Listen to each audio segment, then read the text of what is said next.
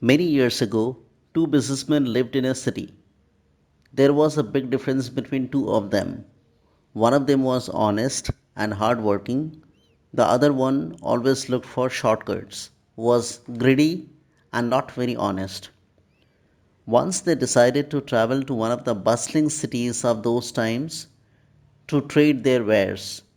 They divided their territories to trade their wares throughout the city. However, they also agreed to exchange territories after a few days. There was a big but old mansion in that city which belonged to big business family years ago.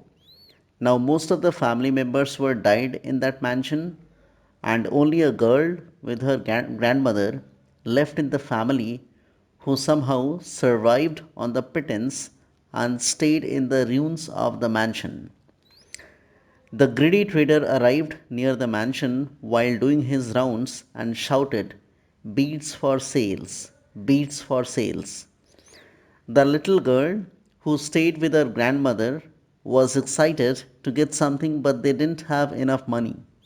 The old girl suddenly remembered of an old ball which was lying in there for many years.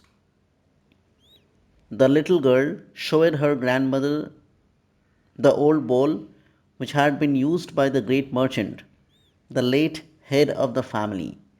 He had always eaten his curries served from the beautiful, expensive bowl. After his death, it had been thrown among the pots and pans and forgotten. Since it hadn't been used for a very long time, it was completely covered with grime. The two women had no idea that it was of gold. The old woman hesitantly called the merchant and asked, "Sir, my granddaughter would like a trinket. Would you be so kind as to take this bowl and give her something or the other in exchange?" The greedy trader took the bowl in his hand and turned it over. Suspecting its value, he scratched the back of it with a needle. After just one covert look, he knew for certain that the ball was of real gold.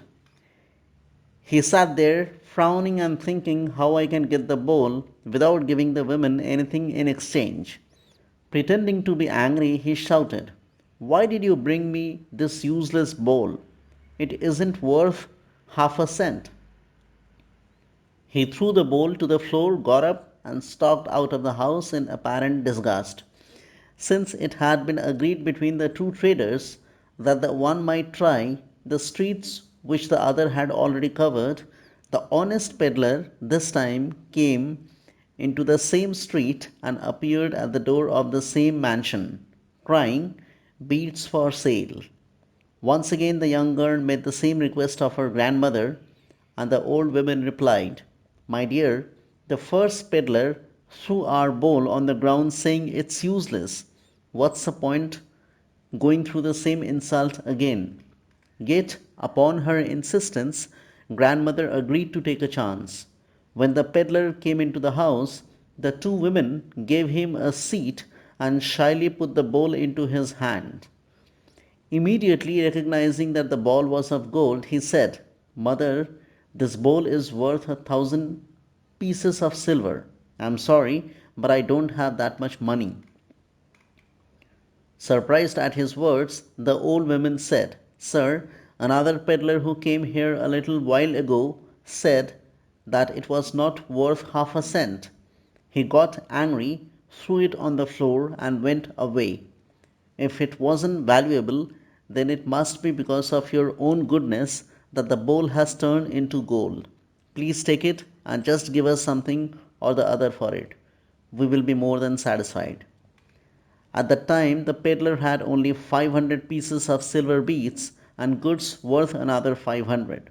He gave everything to the women, asking only to keep his few coins for his return fare. They both thanked each other profusely and said goodbye. The trader hurried to the river and got onto a boat and started to him home happily. Not long after he had left, the greedy trader returned to the house, giving the impression of having reluctantly reconsidered their offer. He asked them to bring out their bowl, saying he would give them something or the other for it after all.